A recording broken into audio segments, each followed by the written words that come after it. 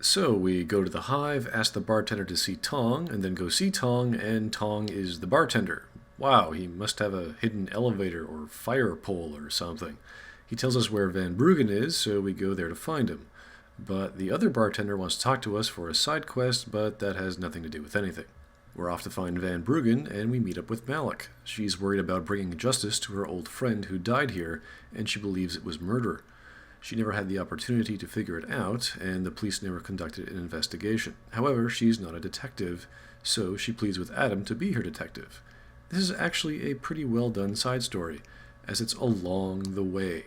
We are here in this hotel to find a pod, essentially a bunk bed where Van Bruggen is located, and the police report on Malik's friend is simply in another pod. The narrative is forcing us to address Malik's plight. See? This is one of the proper ways to tell a side story or a quest without having to go off the trail of the main plot line. It also allows us to get to know the background of Heng Sha more, as Malik describes the control Bell Tower has over the Shanghai PD, which in turn can explain the corrupt setting. And as far as mysteries go, a murder or death is a high-stakes story, even a cold case one, and definitely worthy of our attention should we care to concern ourselves with Malik's plight. As I say, the deader, the better. This is good stuff and much more relevant than a bartender side story. It's a pretty basic mystery relying on only one suspect who's a moron, but it does two things really well. We're actually forced to do detective work without the aid of augments, that is, hunt down items in the suspect's room that aren't highlighted, forcing us to explore the environment. And two, it gives us the opportunity to learn and care about our side character. The conversation with Lee is actually quite good and is based on opinions of choices as opposed to attitudes. So you have to pay attention to the evidence to figure out what to say, as Adam is put on the spot to act as a blackmailer. And like all the other conversations so far, this is just as tense, dynamic, and shows off just how rewarding simple conflict is through dialogue can be, which is pretty much the hallmark of the storytelling in this story. If there's one thing Deus Ex Human Revolution does completely right, it's the storytelling surrounding Malik. Malik, remind me never to piss you off. After everything you've done here for Evelyn, for me, you'd have to try pretty hard, mister. The only problem I have is the broken analog clock as an old murder weapon whose time lines up with the time of death of Evelyn. I mean, this is very tacky murder mystery crap. I know the suspect is a blithering idiot, but we're not. Even Lee wouldn't want a murder weapon lying around, not only to implicate him in Evelyn's death should anyone ever ask him, "Hey, dude, what's up with that broken clock of yours?" but just as a reminder of it. Seeing it every time he wakes up? Is this really something Lee would have lying around for him to be as emotionally reactive as he is? Malik, I think I got a probable murder weapon. A broken clock. The kicker is the hands line up roughly with Evelyn's TOD. Coincidence? That's a hell of a stretch. You really think? Come on, Mary, you're breaking my heart here. So, we're back on the main plot. We find Van Bruggen in his pod. Instead of Adam reenacting holy cybernetic retribution on his ass, he explains to us it was just the hack he was involved in and nothing more. Luckily, Adam doesn't let this go. You attack my people, Windmill. You hope to walk away from this, you tell me what you know. Which is the kind of response we're expecting. Adam's getting information out of Van Bruggen instead of blowing him away or bringing him to justice. So we have to find Xiao Yunru, the CEO of Taiyang Medical, because she has or was one of the people who hired Windmill to steal the Typhoon. Taiyang Medical? They're Serif's biggest competition. So now we have good understanding why Serif was attacked. Competition via corporate espionage, which Taiyang sounds to be fluent in. Is this truly the bigger enemy than FEMA that Barrett was referring to? That is, if Serif is a rinky-dink company compared to Taiyang? Van Bruggen wastes no time explaining his insurance policy, a surveillance recording in the tower on a server there of what exactly we don't know. Apparently he wants us to go get it. Well, either way, we need some sort of pass card to get up there with biometric data, but we need that made by him. So he knows the person who has access, and we need to go steal his passport and hack it with Adam's data. Now, as fast as this development is occurring, Adam is still filled with distrust, and rightly so, and he brings it back to the conversation. I was there when you flatlined that Mo, Van Bruggen. You think I'm gonna trust you? Adam's gruff, flat, almost stoic delivery barely keeps up in this conversation, and Van Bruggen's smooth, quick delivery wastes no time in pushing the plot along. This is a very fast, punchy conversation, which feels something out of a Beat Generation author's short story, even with a saxophone riff playing in the background. For the sake of figuring out Seraph's enemy, Adam decides to play along. So, we're off to find some kind of smart card for Van Bruggen to hack, and once again the plot gets us caught up in another side plot. Neat. 3 in a row. Not a bad way of introducing side quests. Of course, this one isn't really relevant, aside from fleshing out the dark underside of the place. Augmentation a la prostitution, which I don't think needs any further fleshing out. We pick up the smart card and our hacker encodes it for us. And now we have to get to the TYM tower to find the surveillance recording that will somehow prove that they were behind the attack on Seraph. But we have no idea where it is exactly. I mean, this thing is massive. Could we possibly get some directions or any kind of exposition on our destination or the goal? I mean, come on, man. We're looking for a file on a computer in a giant tower. Adam, this is not a very viable lead. Get some more info out of Van Bruggen. Look, the tricky part is getting through the Pangu. The what? The creator of all in Chinese mythology? Oh, the deity who separated the earth and the heavens. Oh, okay. Oh, it's that thing. Right. The Pangu is actually a series of support structures that separates Lower and Upper Hangsha, but I only figured that out after searching the Deus Ex wiki. Names with meaning are good, but it's nice to know what the name represents. I mean, that's what the narrative has to do. Honestly, the first thing I thought of when I saw that picture in Squaresoft was, a pizza, but that's for completely different reasons. Right. And after I'm through the floof? The what? That's not even a word. What is this, some futuristic slang? Oh, wait, is it floor and roof? Oh, that's a portmanteau. Well, fancy pants, show off those English skills some more. Wait, is Jensen this witty or not? I don't know, maybe it's one of his augments, like the English lit one or something. One famous gut-wrench scream later, and Bell Tower finally caught up with us and our runaway hacker. You gotta help me, Jensen. They're gonna kill me. And that concerns me how? Haha, exactly. We were just as much after him, too. But Van Bruggen's just a pawn. You can be nice and give him a weapon if you like, and now that I think about it, this guy doesn't even sound like a Dutchman. One really action-packed or fun stealth escape scene later, and we're busy climbing the Pangu, and we come across some guy stuck in a lab. If this is part of the TYM tower, I'm not sure. And then there's a security guy who's got no problem with bribes. Okay, this is getting weird.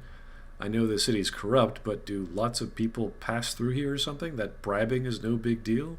Oh, hey guys, yeah, you don't mind if I hack this console and press a few buttons? No? Okay, cool. I don't know if this is a series of elevator shafts, laboratories, or just random maintenance hallways connected by stairs and ladders. It's very odd level design. Pritchard pops in telling us we're probably looking for a data core room. Okay. In a future world with computers, I guess we'll just go to the big room with all the security and servers in it. How would Pritchard even know? Couldn't we just have asked Van Bruggen exactly where the computer was? So we're passing through the Pangu into the tower and looking for the data core room. We come across what looks like a series of floors of laboratories for TYM. Okay, that makes sense. First a leak in the floof, and now this. Oh, well, at least other people are using the same word. So, after finally passing through this room with ridiculously crazy lasers running everywhere like it's guarding some priceless gemstone from a heist movie, we manage to get up through another elevator that exits immediately into this weird-looking room, and it's cutscene time. Pritchard, I'm retrieving Van Bruggen's evidence now. Is Seraph patched in? And how did Adam know where to look and what to look for? This room looks like a giant New Age touchscreen kiosk for ordering car parts online. Megan and the others. They're alive. Alright, if that's even conceivable, that means the stuff the attackers were bringing in were probably bodies, which somehow contained Megan and the others' DNA, else the coroner doing the reports wouldn't have been able to identify them since they were so badly burned. I mean, we're talking dental records that had to be matched or something. I know this is an age of technological advancement, but that relates to replacing limbs with cybernetics, not cloning whole bodies. So since we're here, Seraph recommends we may as well go pay a visit to Zhao and find out what she knows. And then more lasers, and then, offices. So what, the data core room was this weird small alcove-shaped cubbyhole immediately coming from the elevator? And what are these rooms, for the elitist computer geek squad? And I guess they install those lasers so when they come to work they act all cool or something? This level design is really confusing me. There's this freaky looking room with these freaky looking drawers, and must be some kind of kiosk testing room or something. So there's all these armed guards with Gatling guns, and what are they patrolling? There's no one here, and it's just posh business offices for the elite upper echelons of management. But of course, those guys are just in meetings or take 4-hour lunches all the time. And then we get this weird, freaky, large, ritzy, I don't know, office room with blank picture frames on the walls. Maybe it's a joke on Bill Gates' office from 10 years ago? We get a cutscene with Zhao, and she tells us there are more powerful men behind the scenes. Okay, so what? TYM isn't our enemy in regard to Megan's situation?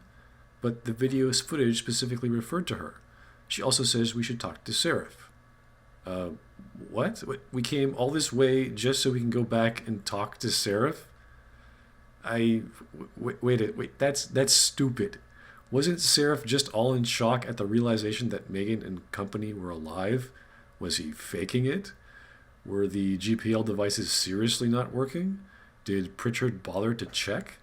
Why the hell did he ask us to go up and talk to Zhao if he knew that she knew something? This does not make any sense. And once again, our augmented super stealthy strong cybernetic ex-SWAT member who can jump his entire height with his powerful cybernetic legs gets pushed around without any problem, this time by a woman. What, does she have some kind of superhuman strength too? It didn't even seem all that strong a push either. My God, what is wrong with Adam in cutscenes? So we make it to the elevator, and Malik says we gotta open up some kind of hangar doors so she can pick us up. Wait, why didn't she just drop us off at the top of the tower, then we could hack in and then open the hangar, and there we go. Once again, we're undone by the flying machine plot problem. The elevator also magically takes us up to that hangar. And then, instead of immediately talking to David, or going back to Detroit, or talking to Pritchard about GPL transmitters, or clarifying what Zhao was implying with David, Adam immediately starts guzzling the bubbly so fast you can't hear it, and decides he wants to go to Montreal. Zhao mentioned an Eliza and a phone call to Picus. Put them together, it has to mean Eliza Kassan is in on this. This isn't a horrible deduction, and it does make some sense, but we already have a better and more pressing lead to follow. David. Let's not forget we're traveling even further from China, passing Detroit along the way just to get to Montreal. What is so pressing that Adam can't stop at Seraph Industries, take a break, confront his boss, maybe get help from Pritchard about the workings of the GPLs, to actually try to locate Megan and the previously dead co-workers, who may not even be in Montreal? Sure, check out Montreal, but at least get Pritchard to get some data on the place. I mean, all we have is Picus, Eliza, and Montreal. Those are clues, not a lead. Thankfully, even Malik mentions how ridiculous Adam is reaching here. You don't think that's a bit of a leap? The world's most famous news anchor working with a mercenary hit squad? In this case, the narrative isn't wiping its ass, it's trying to rationalize it. And that's good, but it's not doing a very good job. Mentioning the ridiculousness of things is a very good start, but then you have to make us believe the rationalization is the best choice the plot should go, and thus how it should develop. Malik and Pritchard should be arguing with Adam's deductions and questioning their loyalty and trust to David, and questioning what Zhao said. Are we really looking for Eliza Kassan the reporter, or is it some other Eliza? Is it still working hours after our 15-hour plus flight? Where does she live? Why don't we wait till she's at home and then just knock on her door, or use Seraph's influence and schedule a meeting, or how about have an interview with David Seraph and then spring a trap on her? Or how about just give her a call? Or have Pritchard hack a database or two and get more intel? How does a celebrity even have ties to a group of cybernetic terrorists? These are very basic real things to have to be addressed, because the last time I checked, the world doesn't revolve around Adam's plot. The plot has to fit within the world. If the narrative fails to rationalize going to point B, then going to point B is contrived, misleading, and immersion breaking. And that's exactly what happens. Despite having better, simpler, easier things to focus on or attempt, and despite having a lack of exposition and a poor understanding of our goal and timeline, we just fly to Montreal because Adam wants to, in search of Eliza and Picus, apparently. Ugh.